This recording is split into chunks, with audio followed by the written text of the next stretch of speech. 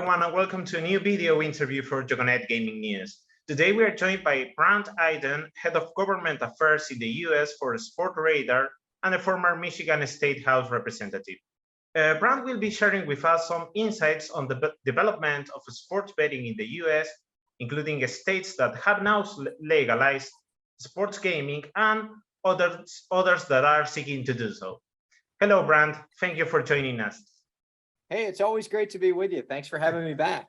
So, well, much has happened since the last time you joined us to discuss sports betting with plenty of new developments. But perhaps one of the most pressing issues is legalization in Massachusetts, where legislators have until Sunday to come up with a compromise bill on sports betting. Without further ado, is an agreement still possible? Yes, it is still possible. I think if this one gets done, it'll come down to the wire, meaning I think that an agreement could be reached as late as Saturday, maybe early Sunday morning. As I'm watching Massachusetts unfold, what I'm seeing here is a situation where sports betting is probably going to be politically traded with something else. The House seems to be more interested in getting a sports betting bill done than the Senate does. At the moment, anyway, and I think the Senate is looking for things like mental health reform package they're trying to push. They're looking at a tax relief plan. And because of that, what I think here is that those issues maybe get lumped together and there's some political maneuvering between the House and the Senate, and they come up with an agreement. So I think it can be done. I'm not overly optimistic. I give it a probably less than 50% chance, unfortunately, just because when things come down to the wire like this, you just never know. It's always kind of like a game of Jenga. You pull one block out and you see if it can stay together before it all tumbles down. And we'll see how it goes. So, I mean, I'm going to watch it all the way through. I'm excited. Obviously, we've had a very slow legislative year, and I'm sure we'll talk about that. So getting Massachusetts over the finish line this weekend would be great. But there's a lot of work to do before Sunday. Well, the House and the Senate are divided on a number of issues, such as tax rates, advertising, but whether to legalize or not, college sports betting remains perhaps the biggest issue. The option of allowing some college sport betting has not been ruled out.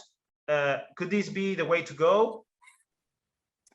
Yeah, I think that, so as you've articulated, you've got three major issues that they're debating, that the conference committee's debating. It's the tax issue. And, the House is at 15% for mobile, the Senate's at 30. There's a big difference there. So they've got to get over that hurdle. There's the advertising ban, as you talked about, and then the total collegiate ban. The House has been very clear that they are not going to pass anything that involves a ban totally of collegiate sports. Right. What I think a compromise could be is that you see that in-state colleges, you'd be prohibited from wagering on those, which we've seen in other states. As you know, that's divided between states. I think that that's probably a compromise that the Senate may be able to live with versus an all-out ban. I still think that, unfortunately, that prohibits players and it pushes players into the black market, the unregulated market, where the whole point of this is trying to bring consumers into that regulated environment. So, that's not, in my opinion, not the best way of doing it, but I do think that if a compromise is breached, that's probably where they end up going. So, well, another state in which much attention is being paid to is California, where we have a battle between operators and tribes to legalize sports betting. We are seeing record amounts of money being poured into the political campaigns.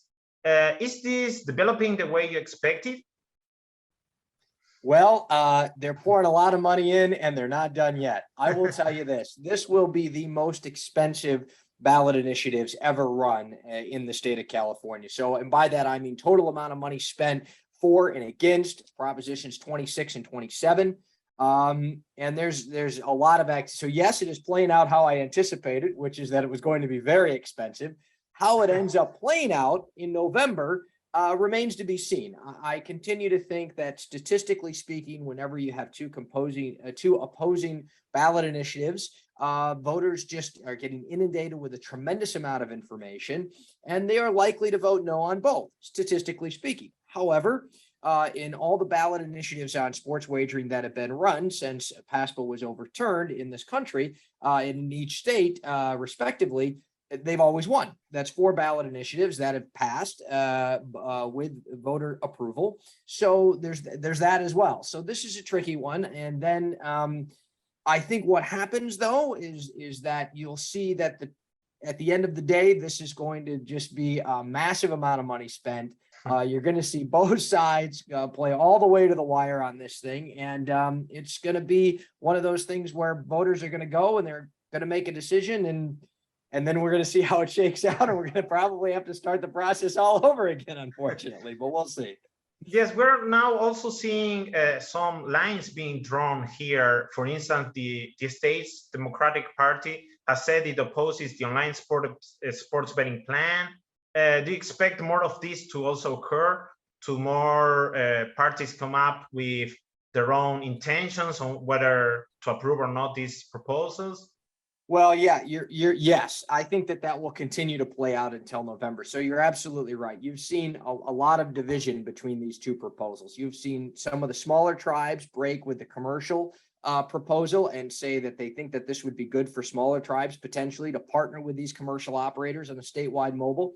You've seen the Democrat Party come out against the commercial operators in support of the tribes. And you've seen the, which is also interesting, one of the largest unions in the state, the AFSCME union, come out against the retail tribal proposal. And so you're going to see more division in this as we get closer to November. You're going to see more, sort of alliances forming on this. And how that moves the needle, I don't know. Again, I think that there's just so much noise in the market, and this is the way campaigns go. And by the way, there's a lot of other things on the ballot. And voters just get inundated with all this information. Eventually they tune it out, regardless of how much money is being spent. And they've made up their mind one way or the other, and they're going to support or oppose, or they're going to say, I don't know, this is confusing. I'm going to vote no on both. And that's unfortunately, I think, the way that these proposals go when you have these two competing ballot initiatives and so much money being spent.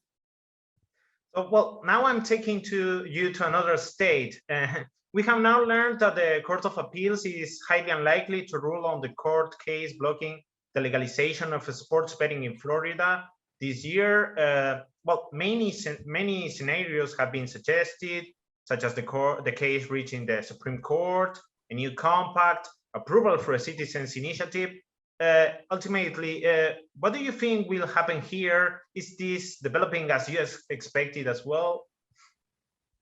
Well, Florida's been very interesting, and I will say this one continues to unravel, and I'm not sure that it's played out how anybody expected, to be honest with you. So yes, the timeline has now been set for the appeal. We will not see a decision in Florida, in my opinion, until mid-2023 on this particular case. And then you're absolutely right. Where does it go from there? I'm of the opinion this probably ends up at some stage in the U.S. Supreme Court.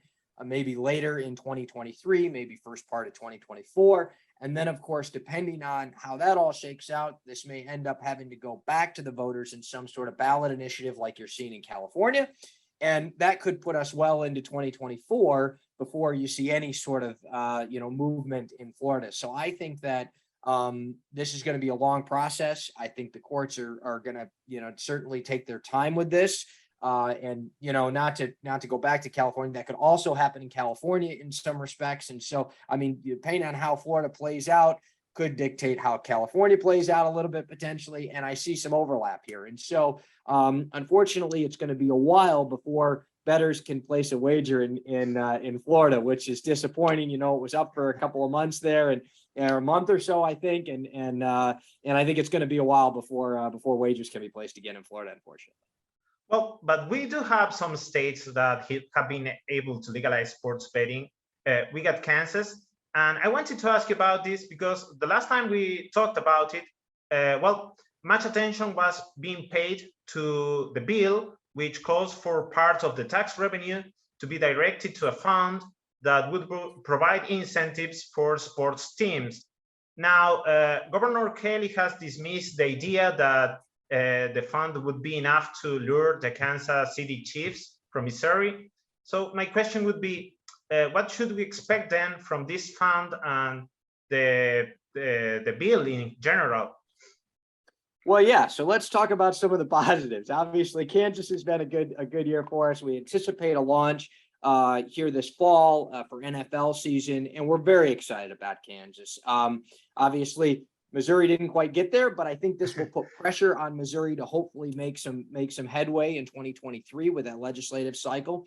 As it relates specifically to the fund, the amount of money collected into the fund probably will not be enough to lure any major franchises. And the legislature knew that when they put that forth. Where I think the value for professional franchises is having the ability to contract with an operator and put in a sports book at the facility.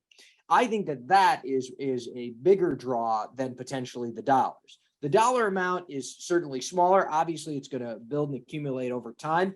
Who they try, and by the who Kansas tries to attract with those dollars, we'll see. But I do think that professional sports teams are looking at this and saying, especially in Missouri, it's going to be a while before we can get up and operational in Missouri. Even if the legislature were to pass something in 2023, we likely wouldn't be able to wager till 2024. So right. If I'm a professional sports franchise and I'm looking to renegotiate, I'm certainly taking a hard look at Kansas, saying there's many opportunities for me. Sure, there's these dollars available, which are helpful, but also I'm going to have the ability to potentially partner with an operator, build a book there. This is just more revenue that I can capture, potentially bring more people into the stadium. And Kansas is obviously pushing hard for a professional sports franchise. They've wanted one for a while. They're gonna push hard. And so I think it'll be interesting to see how it plays out. And this is the first time, as we spoke last time about, this is the first time we've ever seen dollars being specifically parceled off for a fund like this. So depending on how successful this is, you may see some of these other states as we look next year to South Carolina, Georgia, Kentucky, you may see them try to implement a model similar to this if it starts to make sense and start to come together. And in regards to the timeline set and the launch for the football season, do you see this as doable? Because some doubts have been raised in regards to this. Could Kansas launch in time? Well, I certainly think that they will be up for the first part of the NFL season. I don't know that they're going to be ready for that very first game. As you've seen, they've already, Kansas Lottery came out with a statement yesterday. They're going to try. They're working really hard to get it up and running. This process just takes time. I will tell you that if in the event that they are able to launch by that first NFL game, it'd be the quickest launch we've seen thus far. But it always takes time. I mean, you've got to go through the regulatory process, the rule promulgation process. Those draft rules have got to be put out for stakeholder comments, so the public can have comment to those. And that just takes time naturally. So I'm very confident that they're going to be ready by the first part of the NFL season. Whether or not it's that very first kickoff remains to be seen. But I'm confident that Kansas will get there. Well, now talking about an state that has failed to pass mobile sports betting, we have North Carolina. But what's surprising perhaps is that this effort counts on the support of many parties, including the state's three major league franchises. What would you say has failed this time around? Well, North Carolina was obviously really disappointing. I think last time we spoke, I was really optimistic on North Carolina. I had been optimistic even in 2021. So I've lost out on both my wagers on North Carolina being able to get something done before the end of session 2 years in a row now. I will say this. I always believe that a major part of the discussion with legislators comes down to the educational piece and making sure that stakeholders like myself and others that are involved in heavily in the industry with the education part, with the lawmakers and the lobbying aspect, that we're doing our job. And I think that we dropped the ball a little bit in North Carolina. I'll be honest with you. I mean, when you have legislators referencing match fixing schemes from 1960, it means that, others, in addition to myself, stakeholders in general, did not do a good job with the education of the lawmakers, saying, look, there's integrity protocols in place now. This is why we have a regulated environment. This is what we're trying to do so we can avoid those situations. And that just didn't happen. So I think, and also, and I want to mention this is really important, it was an election year. Election years always are typically very difficult to get gaming legislation done. And that proved to be the case this year. And North Carolina just fell victim to that, unfortunately. So I'm optimistic once again in North Carolina. We're going to get back at it hard at the beginning of the year. In fact, we're not even going to wait that long. By fourth quarter of this year, as we look to the fall and winter, we're going to be spending a lot of time with lawmakers in North Carolina once we get through those elections. And I think that there's a huge opportunity to get this done early on in 2023 in North Carolina, because as you mentioned, we were very close this year. And I think, depending on how the elections break and so on and so forth, I think we're going to be in a good spot coming into 2023. So disappointing, but I'm still really optimistic in North Carolina. Well, as you were saying, this year has been a slow one for sports betting, with gaming pushed back as other issues took center stage. Now, given the next year, that we will be leaving behind an election year, do you see this general scenario changing in 2023? And perhaps which other states that we haven't mentioned do you see us pushing for legalization next year as well? Sure. So yes, a couple of things on that question, really important. We were hampered in 2022 with the elections, not only elections, but major elections and redistricting in the U.S., which by way of that is shifting of the lines, right? So you had incumbent legislators running against potential other incumbent legislators, and that always makes for a precarious situation where difficult votes, and sometimes gaming can be a difficult vote to take for legislators, it gets pushed back. And so I think that was one of the major issues that slowed us down this year, for sure. As we look to 2023, I think it's going to be much more successful than we were in 2022. The elections will be behind us. There'll be potentially new governors in place. There'll be new members of the legislature in place. A lot of the same members that are there now, but there will be a changeover. And I think that I'm super optimistic. I'm going to mention North Carolina again, but I'm optimistic about Georgia. I think that Georgia was slowed basically because of the elections this year. I think Minnesota, the same thing happened. We were very close in Minnesota, and I think it was just a political issue that it came down to there. I think that there's an opportunity to probably do something in Alabama, believe it or not. And this is in 2023 will be a big year for Texas. As you know, in Texas, the legislature only meets every other year, and they're meeting this year in 2023. So that's a huge opportunity to build on what we did in 2021. And I think that there's potential for some movement there. It may not be this year in Texas. This may be another building year to get us to the point where we're ready for a vote. But I think we're making a lot of headway there. And so I'm optimistic. I think that what's important to remember is that these next states are going to be harder to get. We picked all the low-hanging fruit, and now we've got to work extra hard at getting these other states over the finish line. But I think that when it's all said and done, we're going to get there. We're going to get there, and we're going to be pleased with how things shake out nationally across the country. Well, as you were saying, and perhaps this is to close the interview, as you were saying, we have seen sports betting quite develop these years, and well, we have now about 35 states on board with legalization. Do you see perhaps online gaming legislation becoming the next big industry issue in the next few years? Because we have seen some states considering it now, and some operators also seeking to expand on this. Perhaps now, moving aside from sports betting, what would you say in regards to this? Well, yeah, I think you're right. What I would say is I don't think it'll be 3 or 4 years, 5 years down the road. I think it's now. I think that even in 2023, you're going to see a push for iGaming and iCasino. I'm always disappointed that we don't see it in tandem and in partnership with sports betting as we look to these states. You know, as we did in Michigan, I've always said, if you're going to push that rock up the hill, you might as well push it up there once. So I like to see those two come together. But I think that in Iowa, in Illinois, in Indiana, you're going to see a push for iGaming in 2023, and it's going to kick off that discussion. So I think we're going to go back to states that have passed sports betting, that have been successful with it. And I think that they're going to be real interested in taking a look at the successful model that Michigan and Connecticut will have been with sports, with iGaming more recently, obviously, than the others. And I think that they're going to say, look, this is a great opportunity for us. I even think that Ohio may look at the same thing. Ohio's looking at an iLottery. Obviously, they're going to be bordered by Michigan and Indiana. If Indiana makes a move for iCasino, you may see Ohio do the same thing. So I think it's going to be very active on that front as well. And I think we're poised for a great 2023. I'm really excited about it. Still trying to enjoy a little bit of summer here. We don't want to wish that away too quickly, but I think 2023 is going to be a great legislative year for us. Well, thank you very much for joining us, Brandt. Always great to be with you. Thanks for having me.